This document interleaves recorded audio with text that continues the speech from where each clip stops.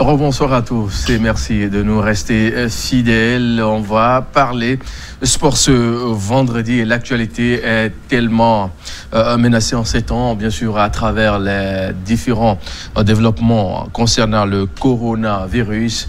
Le virus à couronne, on va en parler sportivement. Et sur ce plateau, Michel, bonsoir et merci d'être là.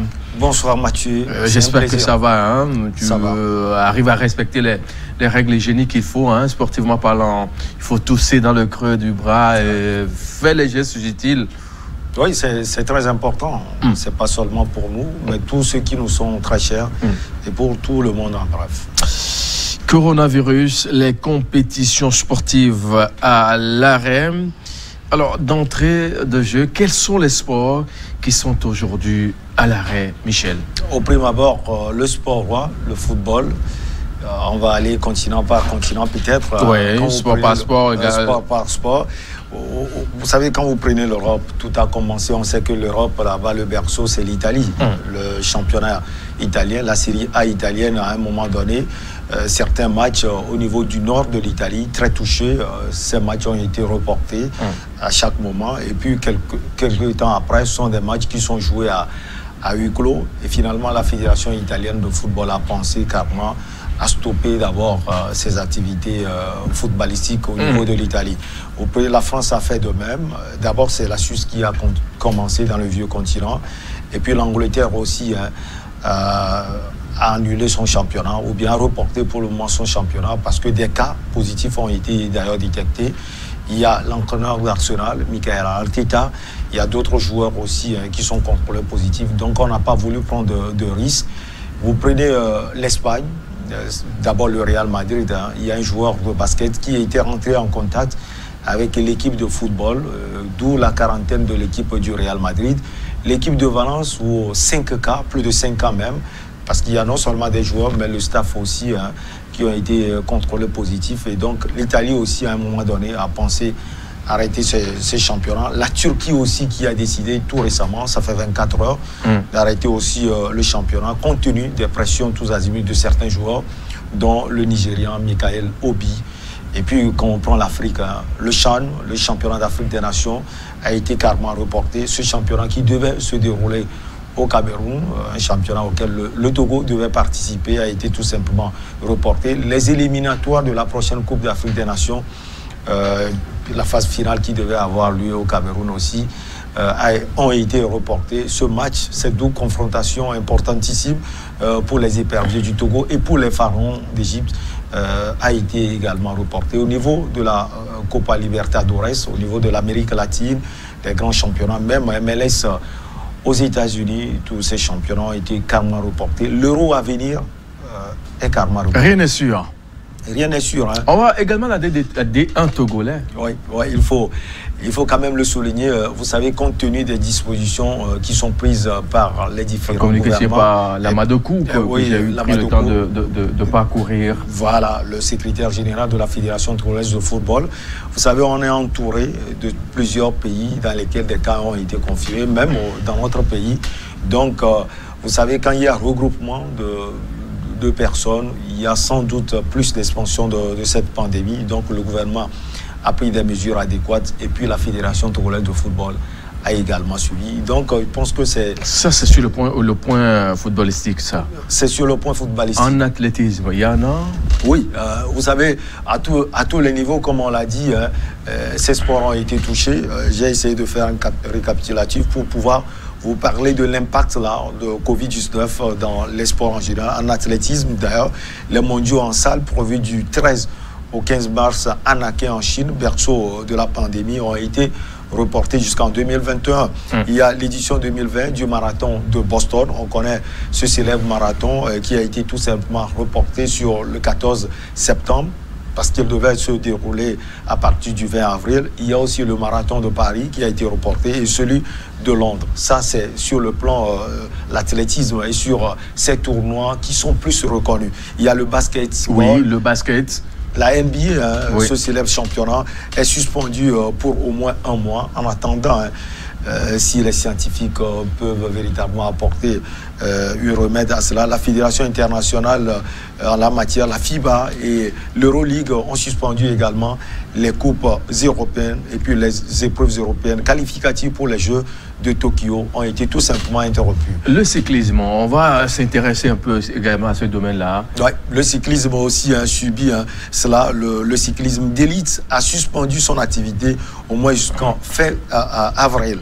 Et puis Paris-Roubaix, on connaît ce grand rendez-vous au niveau du cyclisme. La reine des classiques prévue le 12 avril prochain a été carrément reporté. En Italie, le Giro, célèbre tour cycliste aussi également reporté en Belgique et puis aux Pays-Bas également. En Espagne, n'oublie pas le Tour de Catalogne qui devait se dérouler du 23 mars au 29 mars également a été tout simplement reporté, sans oublier le Tour de Suisse, appelé le Tour de la Romandie, qui a été aussi reporté. Parmi les jeux que vous citez ça et là, il y a un qui nécessite beaucoup plus le contact humain. Je veux parler du rugby. Le rugby également subit cela, vous l'avez bien constaté. Le tournoi Destination qui a commencé il y a de cela quelques saisons, on sait que plusieurs pays jouent cela, l'Italie, l'Angleterre, l'Écosse, la France également. Il faut dire que l'Italie est très touchée, donc ce tournoi est interrompu. Les championnats de France de rugby, les championnats d'Angleterre de rugby et sans oublier les autres championnats aussi sont tout simplement interrompus. Automobile. L'automobile aussi subit cela. Le Grand Prix d'Australie carrément interrompu, les prix de barème de Vietnam également sont interrompus. Et ce tour de Vietnam, appelé le tour d'Hanoï, vraiment le tour de la capitale, et le championnat du monde de rallye, la prochaine manche d'Argentine également est reportée, sans oublier les championnats du monde d'endurance. Il reste un jeu qui est souvent très suivi, celui de Roger Federer, le tennis. Le tournoi de Roland Garros, vous vous souvenez, le grand et célèbre tournoi de Paris, tout simplement reporté. Les circuits masculins ATP et féminins WTA également reportés, sans oublier la finale de Fed Cup prévue du 14 au 19 avril à Budapest en Bulgarie, qui est également reportée. Alors, les reports, ça et là, à des dates pas vraiment précises. L'impact sur l'activité sportive? Oui, l'impact, il est grand. Il y a l'impact d'abord sportif, parce qu'il faut le dire, nous sommes dans un domaine sportif. Et donc, quand les acteurs ne font pas ce sport, il y a sans doute l'impact sportif. Il y a aussi l'impact économique, il faut le préciser, puisque souvent, quand on prend le cas du football, les supporters sont coupés du terrain. Il y a des matchs qui se jouent à huis clos ou bien ces rencontres sont carrément reportées ou suspendues. Et donc, il y a l'impact financier. Mais il faut dire que l'atout majeur, c'est que ces clubs, en majorité, sont dirigés par, vous avez des entrepreneurs. Quand on est entrepreneur, on prévoit à long terme. Et donc, déjà, les informations nous disent qu'il y a certains sportifs même qui pensent diviser, voire diviser par 2 ou bien par 3 leur salaire, parce que eux, nonobstant tout, ils seront payés, ils vont être payés. Or, le club, leur employeur subit sans doute si on peut le dire, les conséquences de Covid-19. Et donc, ces sportifs sont conscients, d'où l'impact financier. Il y a d'autres impacts. Le football, on le dit, ça génère beaucoup de sous. Et donc, quand il n'y a pas d'activité sportive, il n'y a pas d'activité économique ou pour financière. Nous qui sommes bien sûr des fous de foot, comment nous devenir? Vous savez, quand je suis arrivé psychologie à terre, dans les chaussettes carrément, parce qu'il n'y a pas de foot, on se demande, mais finalement, on va regarder quoi? Complètement à terre. Quand je suis arrivé à la rédaction de New World TV, la rédaction sportive vraiment, ce matin, je n'ai pas vu d'activité sportive comme il y a de cela quelques jours, à part les histoires de coronavirus, comment prendre les précautions, comment ses effets sur l'activité sportive, c'est ce qui reste. Donc, on est complètement coupé de notre passion. Vous, Mathieu, vous êtes fou du football et d'autres disciplines. Pour le moment, elles sont tout simplement reportées ou interrompues. Est-ce qu'on peut avoir une raison de croire à une lueur d'espoir dans les jours qui viennent? Tout dépendra, Mathieu, de l'avancée des recherches scientifiques. Et on est en train de prier pour cela, parce que personne n'est épargné. Et je pense que si ça évolue, vraiment, Et si on arrive à stopper cela, ça va être un peu plus difficile de stopper cela. Moi, je dis, si on arrive à trouver les remèdes aussi, il y aura sans doute un temps d'adaptation avant la reprise effective de ces activités. C'est pourquoi ces activités qui sont reportées d'ailleurs sur le mois d'avril, moi, je doute véritablement. Même je doute, parce que comme je l'ai dit, après cela, il faut véritablement un temps d'adaptation, non seulement pour les sportifs, mais aussi pour les dirigeants de club et puis les supporters. Samuel Michel Takba, on sait que la plupart de certains joueurs actuellement sont pratiquement vers la fin de leur parcours. Que vont-ils devenir? Oui, avec ça, quand on sait qu'Adebayor peut-être de l'autre côté, il y a encore 6 mois à jouer et puis dans la foulée on dit tout est à l'arrêt. Qu'est-ce qu'il va devenir notre champion? Vous savez, c'est très difficile quand on prend le cas d'Adebayor qui atterrit dans un championnat qu'on avait qualifié ici d'exotique, le Paraguay. Pour Adebayor, pour lui, c'est le renouveau, même s'il a 36 ans aujourd'hui, il a envie de montrer au monde footballistique qu'il a encore de la matière. Maintenant, l'effet là va sans doute, comme Adebayor et d'autres sportifs d'ailleurs, stopper ses activités footballistiques ou sportives. Maintenant, il faut attendre un peu. Ce que Adebayor va devenir, c'est ce que tous les sportifs pros sans doute vont devenir. Mais je pense que quand vous prenez le Real Madrid, l'entraîneur Zinedine Zidane a donné des exercices à chaque joueur en fonction du poste qu'il occupe.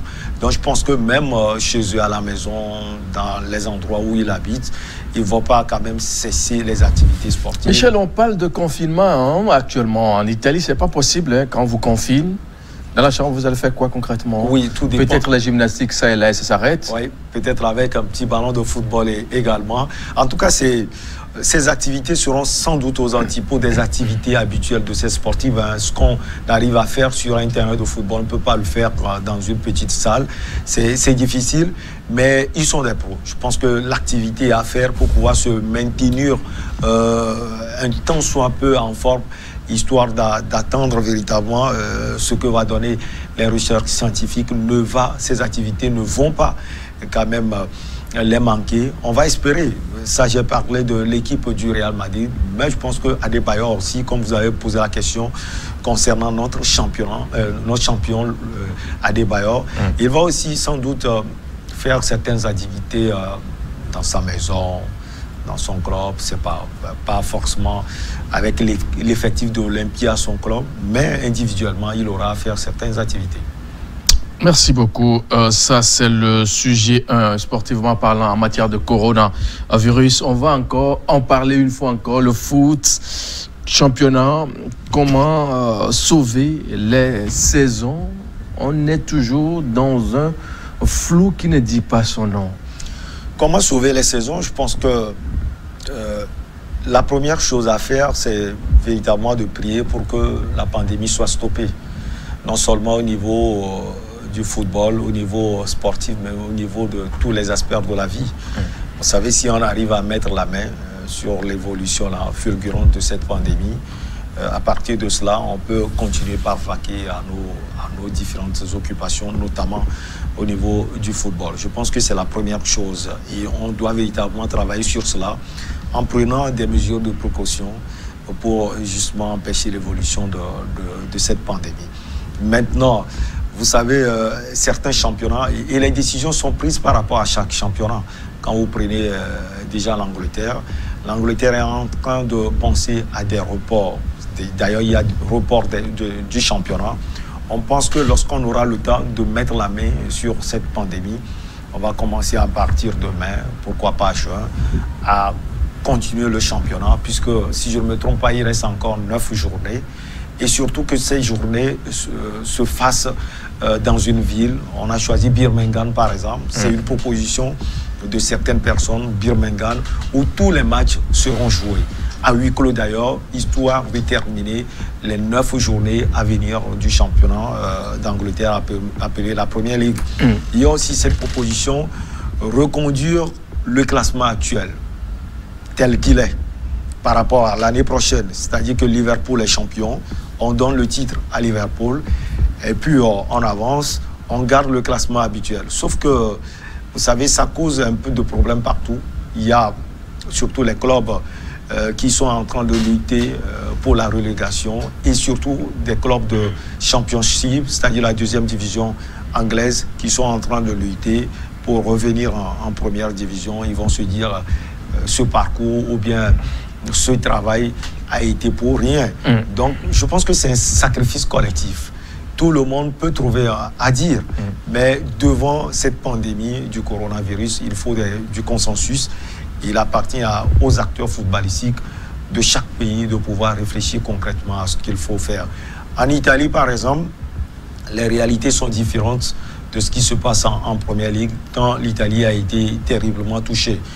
Mais on pense, on est toujours optimiste quant à ce qui concerne la suite du championnat, c'est-à-dire de la Série A italienne.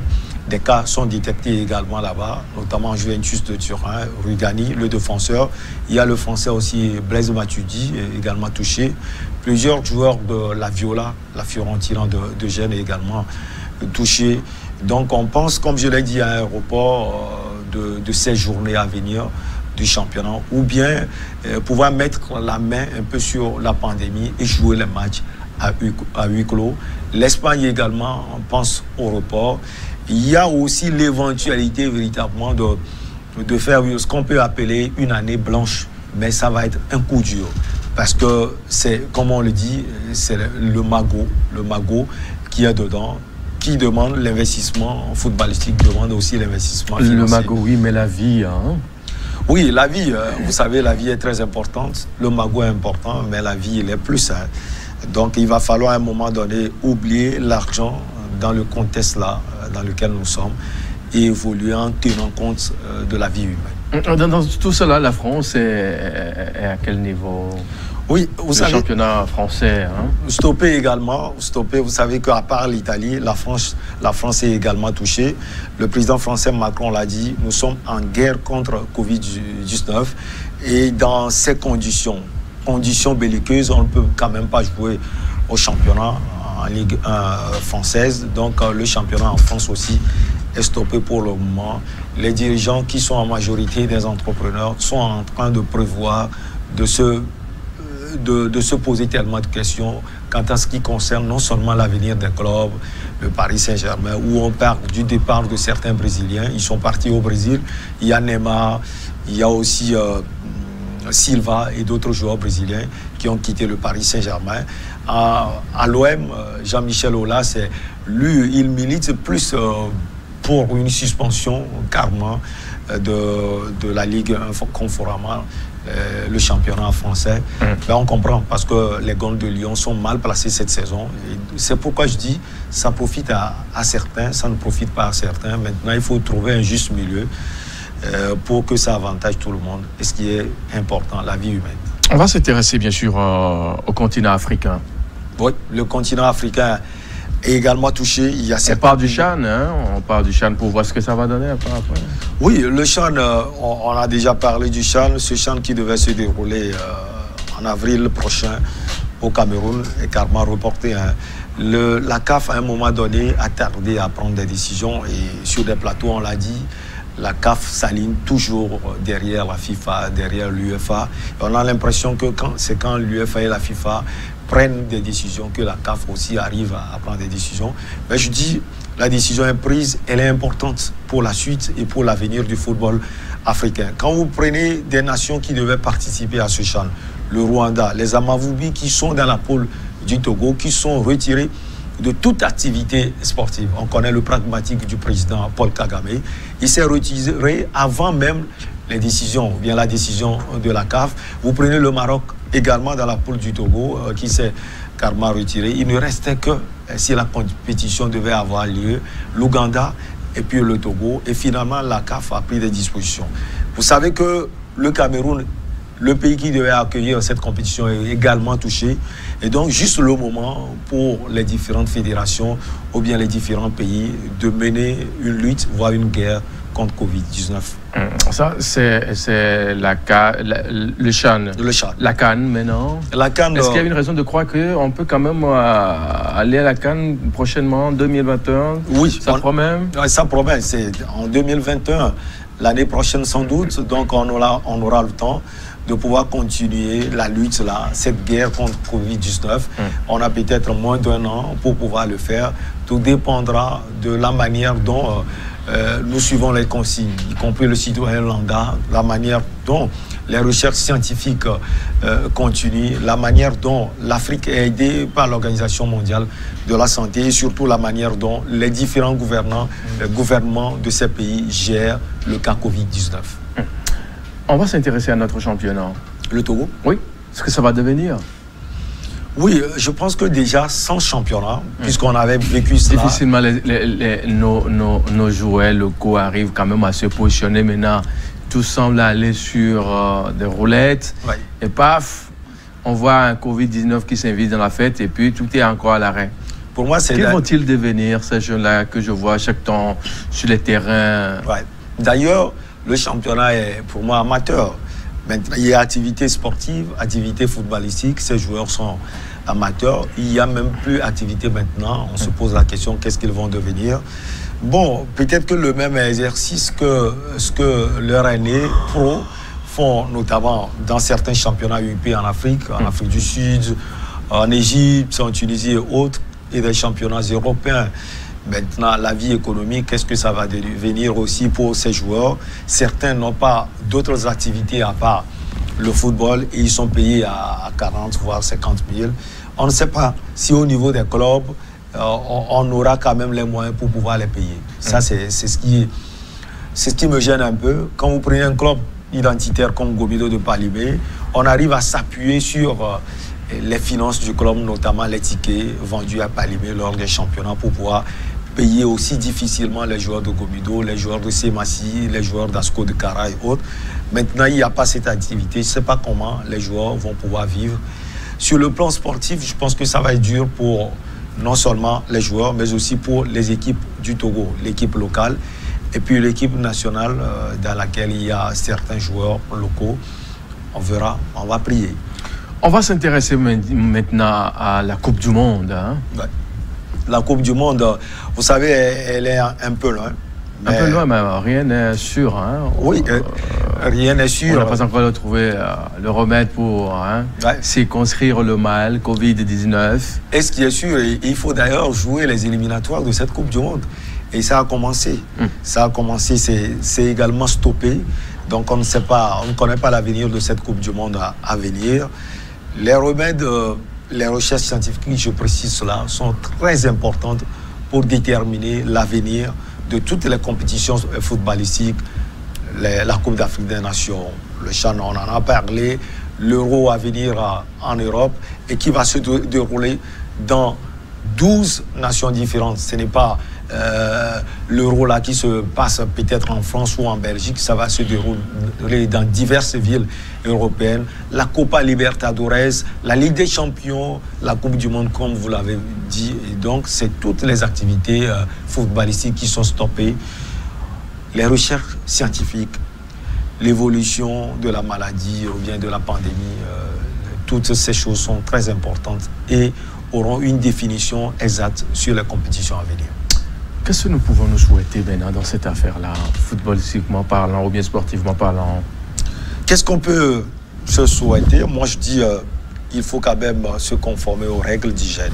C'est très important, Mathieu. C'est important aussi pour tous ceux qui nous regardent. Les gens ont tendance à négliger les gestes utiles. Hein? C'est très important. Attention, le mal est à nos portes. Et puis, il est partout. Et si Michel arrive à prendre les dispositions, il les prend pour sa famille, pour ses collaborateurs à New World TV et partout où je serai. Et donc, c'est le même cas pour Mathieu et donc pour tout le monde. C'est ce qu'on va se souhaiter d'abord parce qu'il y a des négligences partout. On a l'impression que le mal n'arrive que à quelqu'un qui a des milliers de kilomètres. On voit les images, notamment de l'Italie, de la France et autres. Les images du Cameroun, de l'Égypte et autres, on se dit, est-ce que ça peut arriver aux Togolais? Oui, c'est peut-être arrivé au Togo. Est-ce que ça peut arriver dans la maison de Michel? Pour que ça ne puisse pas arriver, il faudrait que Michel prenne des dispositions. Ça, c'est la première des choses. Et puis, je souhaite véritablement, comme je l'ai répété tout au long de l'émission, que les recherches continuent, que les scientifiques se donnent et qu'ils fassent un travail pour pouvoir stopper cette pandémie. Messieurs, c'est ainsi que nous marquons un point, bien sûr, à cet entretien. L'invité, les vendredis, nous parlons, bien sûr, sport. Et comme vous le savez, bien sûr, il faut mettre les règles hygiéniques en pratique pour mettre tout état de nu ce virus-là qui décime les populations à travers le monde entier. Une pause s'impose juste derrière.